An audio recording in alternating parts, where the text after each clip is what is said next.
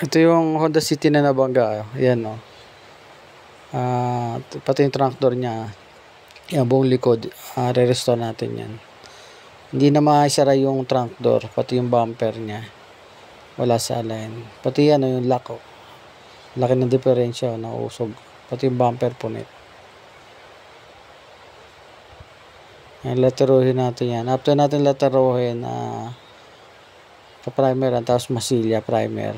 Ayan na. Yan ang mga naponduhan na natin. Ito yung naponduhan na natin ng kulay yan.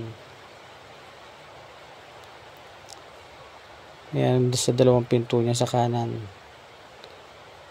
Ito na. Align na siya ulit. Yan na. Nasasara na ulit yung trunk door. Yan. Pati silalo ng bumper may maliit. Ito na siya guys. Yan, tignan nyo yung kulay, pares na parehas. 100% same color yan. Pati yung trunk door, yan, ayos na. Pati yung headlight niya, nilinis natin kasi naninilaw na.